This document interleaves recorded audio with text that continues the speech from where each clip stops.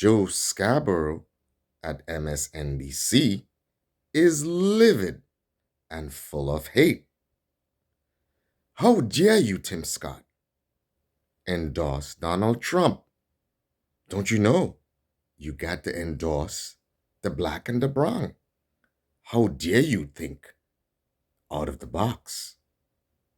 So Joe Scarborough is projecting his virulent hatred of Donald Trump onto Donald Trump.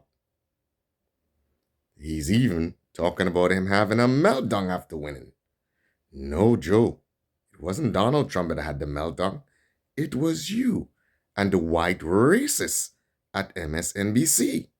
You are the guys who are shocked, who are disappointed, who are aggravated by the fact that Tim Scott could dare endorse Donald Trump. So what does Joe do? He lashes out. He has a meltdown. He takes shots at Tim Scott.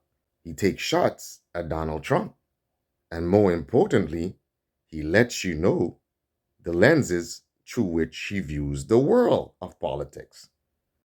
Sort of reminds me of Uncle Joe on Charlemagne the God's show, where he says to Charlemagne, if you are black and you don't know who to vote for, then I don't know what to tell you. Now, these are the people that tell you that they love black people and they have the utmost respect for black people, and they are the champions of social justice and race reform. Yeah, right. But the truth of the matter is, these are some of the most dangerous racists among us.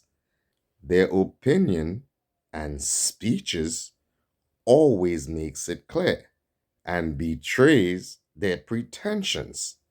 Now, you're not fooling us. We know where you stand.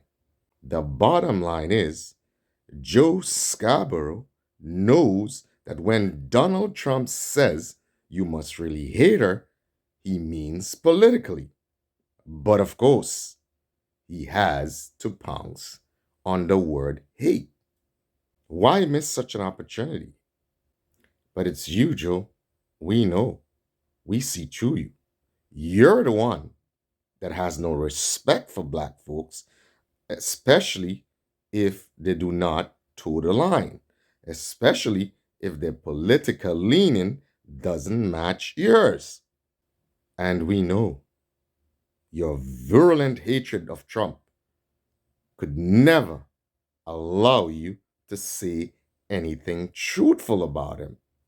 Buckle up, Joe. It's going to be a long ride.